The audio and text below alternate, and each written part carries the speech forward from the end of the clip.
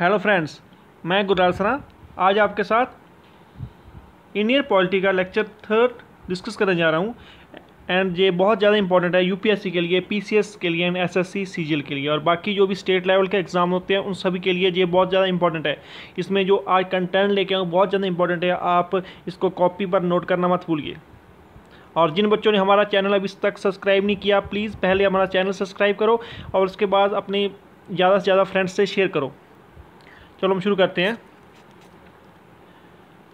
तो आज हम बात करेंगे इंडियन कॉन्स्टिट्यूशन के सोर्सेज के बारे में, कहाँ से आइडिया ली भारत ने जो संविधान में जो भी कंटेंट्स हैं, जो भी लॉस हैं, जो उसके कहाँ से आइडियाज़ लिए। तो जो पहले हमारा जो संविधान है वो कब बना, वो बना 26 जनवरी 1950। 26 जनवरी 1950 को हमारा जो संविधान है वो पावर में आया था और 24 जनवरी को सभी मेंबर्स ने साइन किए थे। 284 बंदों ने साइन किए थे, 284 बंदों ने साइन किए थे, मेंबर्स ने साइन किए थे। तो जो हमारा कॉन्स्टिट्यूशन है उसमें यूएसए से क्या क्या आइडियाज़ लिए तो जो हम देखते हैं।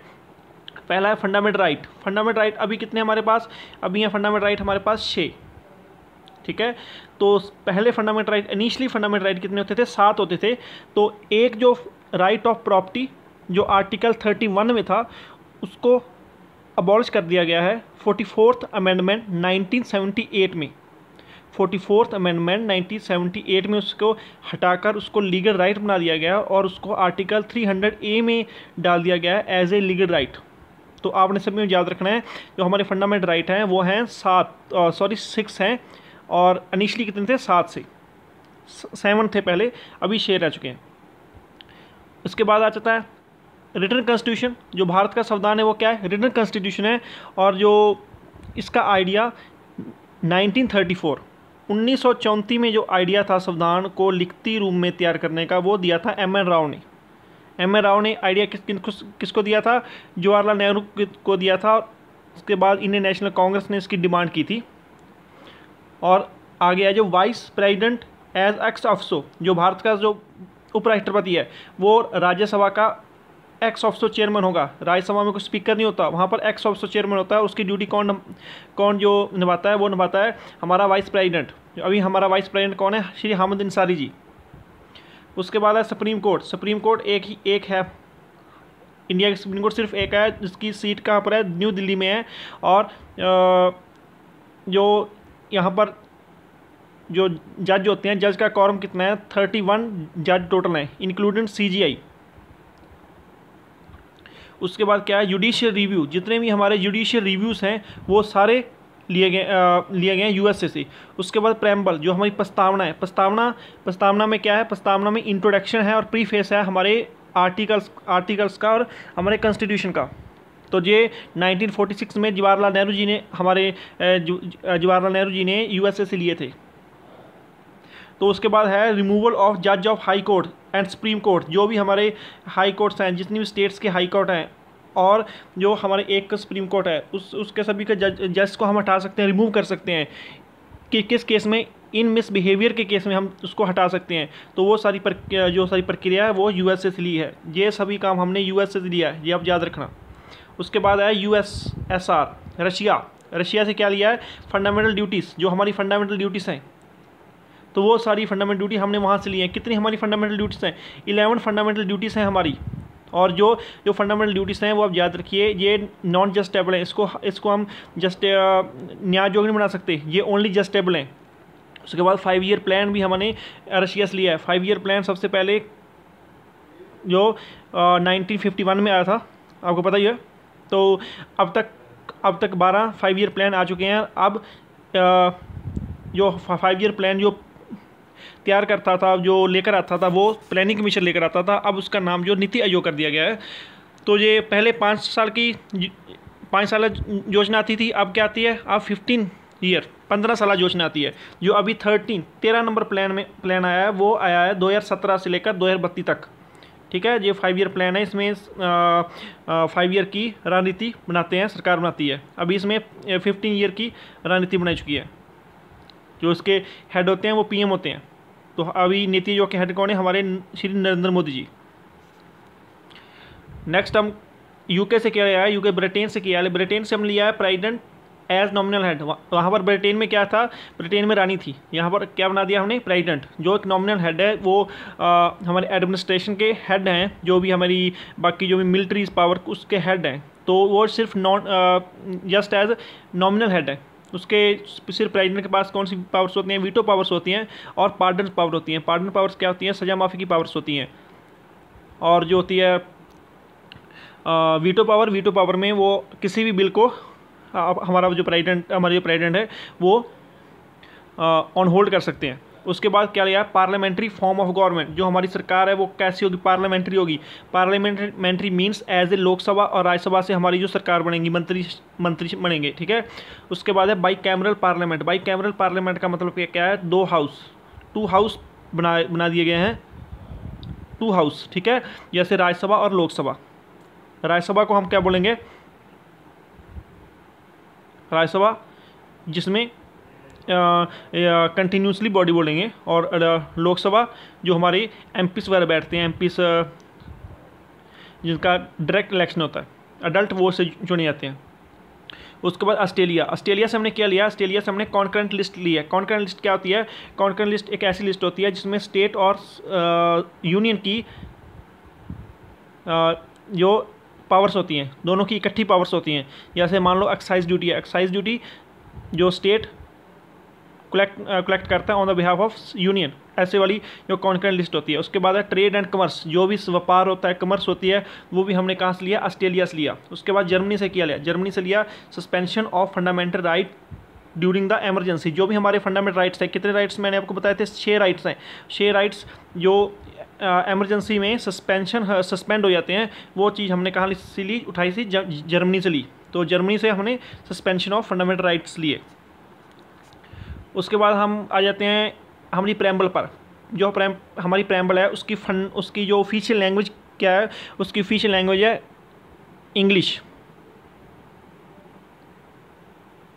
और सिर्फ ये एक बार अमेंडेड हो चुकी है, एक बार इसमें शोध हो चुकी है, वो हो चुकी है 42nd अमेंडमेंट 1976 में इसकी अमेंडमेंट हो चुकी है, जिसमें 3 वर्ड ऐड किए थे।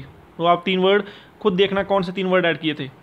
ये नहीं जियो सिर्फ व्हाट्सअप और फेसबुक के लिए चलाना है, अपने सिर्फ स्टडी के लिए भी चलाना है। तो फैक्ट्स करते हैं हम। इसमें क्या है? Introduction of constitution. जो ये क्या है? मैंने पीछे बता सका, ये इंट्रोडक्शन है, preface and introduction of constitution है। तो यूएसए पहली कंट्री है, यूएसए जो वर्ल्ड की पहली कंट्री है जो कि प्रेम्बल को फॉलो करती है।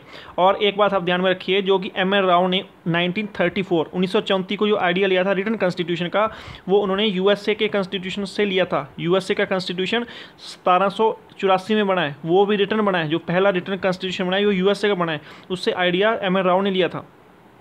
उसके बाद क्या है? Originate from objective revolution. जो 1946 में पंडित जवाहरलाल नेहरू जी ने ऑब्जेक्टिव रेवोल्यूशन लिए थे, वो यूएसए से लिए थे, उसके आधार पर ये बनाई गया है।